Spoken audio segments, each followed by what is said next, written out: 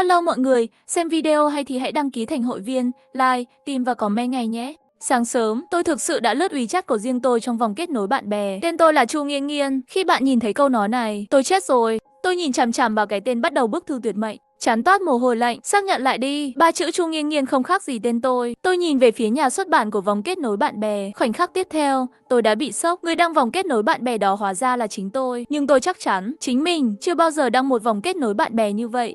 Tôi nhận thấy thời gian đăng bài của vòng kết nối bạn bè là 24 giờ. Nhưng bây giờ mới đúng 23 giờ. Nói cách khác, thời gian phát hành của vòng kết nối bạn bè này 1 tiếng sau. Và từ nội dung của bức thư tuyệt mệnh, tôi đã tự tử. Nhưng làm sao tôi có thể tự tử trong 1 giờ nữa? Khi tôi nghi ngờ, ngoài cửa bỗng nhiên vang lên một tiếng gõ cửa dồn dập. Xin chào, đơn hàng của bạn đã đến. Tôi đột nhiên mở to mắt, sợ hãi nhìn về phía cửa chính.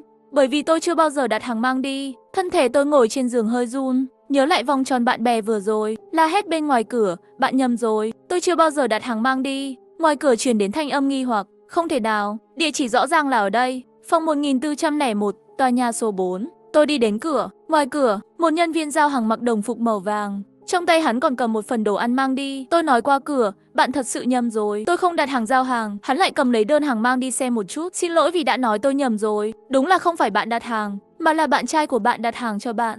Trên ghi chú viết tôi là bạn trai của chú Hộ. Trước đây tôi không thấy. Tôi sửng sốt là Hứa Giang đặt cho tôi. Tôi lấy điện thoại ra, lần đầu tiên gọi điện thoại cho Hứa Giang. Anh đã đặt hàng giao hàng cho tôi chưa? Bên kia điện thoại truyền đến giọng nói ôn hòa của Hứa Giang. Vâng, khi vừa cúp điện thoại, không phải em nói em hơi đói sao? Vì vậy, tôi đã đặt hàng cho em cơm chiên Dương Châu mà em thích nhất. Hứa Giang và tôi mỗi tối đều phải nói chuyện điện thoại. Tối nay trước khi cúp điện thoại, tôi thực sự đã nói một cách thuận miệng rằng tôi hơi đói. Không ngờ anh ta lại trực tiếp đặt hàng mang đi cho tôi. Điều này khiến tôi cảm thấy hơi ấm áp. Trở lại, tôi lập tức đem chuyện của vòng bạn bè kia nói với Hứa Giang. Hứa Giang trầm mặc một hồi mới nói, đừng sợ, tôi sẽ tới ngay. Lúc này tôi mới yên tâm cúp điện thoại. Thận trọng, tôi bảo anh trai giao hàng để giao hàng ở cửa.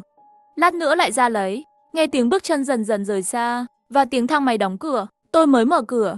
Nhưng ngay khi tôi gặp phải đồ ăn mang đi, bên phải đột nhiên chuyển đến một âm thanh. Cuối cùng bạn cũng mở cửa cho tôi. Cơ thể tôi đột nhiên cứng đờ. Quay đầu, tôi nhìn thấy khuôn mặt của người giao hàng. Tiếng thang máy là thứ anh ta dùng để đánh lừa tôi. Anh ta chính là kẻ đã giết tôi sao? Gửi vòng kết nối bạn bè bằng điện thoại của tôi không? Chưa đợi tôi phản ứng lại, tôi cảm thấy cổ mình bị một mũi dao đâm trúng, ý thức dần dần chìm vào bóng tối. Hu hu, tôi ngồi dậy khỏi giường, đổ mồ hôi lạnh. Tất cả những gì vừa rồi là mơ sao? Nhưng giấc mơ này cũng quá thật.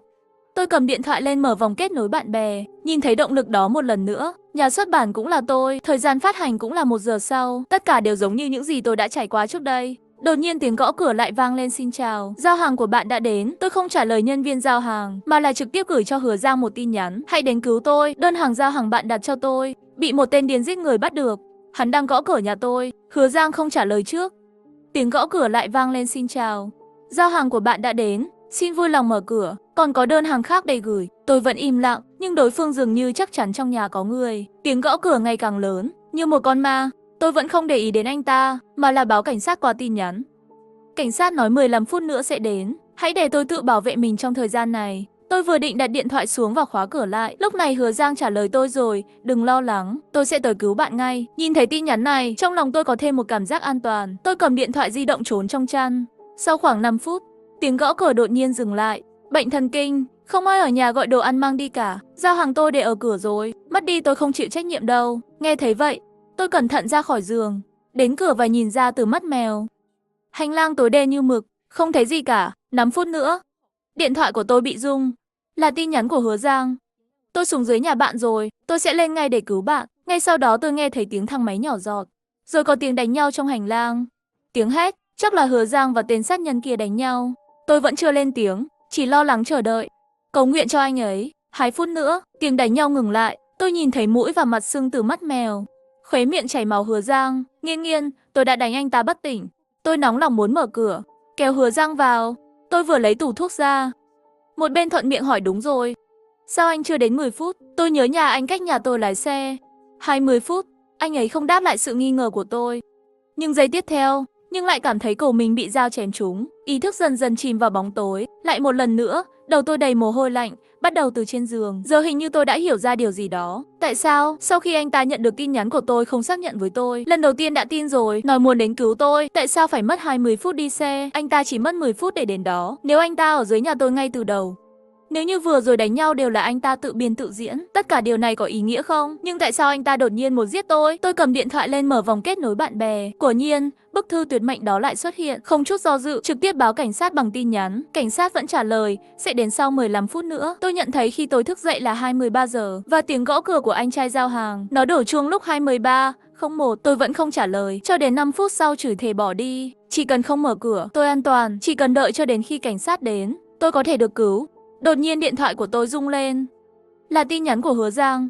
Tôi nhìn từng tin nhắn từ Hứa Giang, lại nhớ lại vừa rồi hắn lừa tôi mở cửa. Cảnh giết tôi không trả lời anh ta, cảnh sát sẽ đến trong 5 phút nữa. Tuy nhiên, tin tức tiếp theo của Hứa Giang lại làm tôi giật mình. Nghiên nghiên, tôi biết em đang ở nhà, tôi đang ở ngay trước cửa nhà em, mở cửa cho tôi. Tôi vội vàng đứng dậy đi ra cửa. Đột nhiên phát hiện Hứa Giang đang đứng ở cửa, một nụ cười kỳ lạ vào mắt mèo. Nếu em không mở cửa, vậy tôi chỉ có thể tự mình làm thôi. Sau đó tôi thấy Hứa Giang lấy ra một chiếc chìa khóa, nhấp vào. Cửa đã được mở. Tôi bị dọa liên tục lùi lại vài bước, hỏi tại sao anh đột nhiên muốn giết tôi. Hứa Giang lắc đầu, dần dần tiến về phía tôi. Tôi từng bước lùi lại, đồng thời hỏi, anh không thể để tôi chết được, hiểu không? Tôi thực sự không nhớ khi nào tôi đã xúc phạm anh, nhưng Hứa Giang chỉ lắc đầu nói, tôi muốn em chết một cách vô cớ. Nói xong anh đột nhiên tăng tốc độ về phía tôi. Rất nhanh tôi đã bị Hứa Giang đánh ngất đi, rồi lại tỉnh dậy khỏi giường. Tôi trực tiếp bắt đầu nghĩ cách đối phó, nhưng một mình tôi hoàn toàn không phải là đối thủ của anh ta. Ngay lúc này, giọng nói quen thuộc lại vang lên, xin chào. Giao hàng của bạn đã đến. Tôi vừa nhắn tin báo cảnh sát vừa đến cửa sư phụ. Muộn thế này còn đến giao hàng cho tôi, thật là vất vả. Tôi sẽ chuyển tiền tip cho bạn. Tôi nghĩ về lý do để cho mượn tiền ba. Nhờ anh ta giúp tôi đối phó với Hứa Giang. Tôi sẽ gửi cho anh ấy một cái 10.000 ngay lập tức. Khối phong bì màu đỏ lớn. Sư phụ, tôi đang gặp nguy hiểm. Bên ngoài nhà tôi có một kẻ tâm thần ẩn nấp trong bóng tối. Anh ta muốn làm hại tôi. Tôi đã báo cảnh sát rồi, nhưng cảnh sát đến đây mất hơn 10 phút. Vì vậy, trong thời gian này, anh có thể ở lại và giúp tôi ngăn anh ta lại không? Sau đó tôi sẽ cho anh thêm 100.000 nữa. Anh trai giao hàng do dự một lúc vẫn đồng ý. Rồi có tiếng bước chân ngoài cửa. Giọng nói của Hứa Giang truyền đến. Tôi vội hét ra ngoài cửa. Anh ta là tên tâm thần. Cẩn thận khi tôi nói. Có tiếng đục lỗ trên hành lang. Tiếng hét.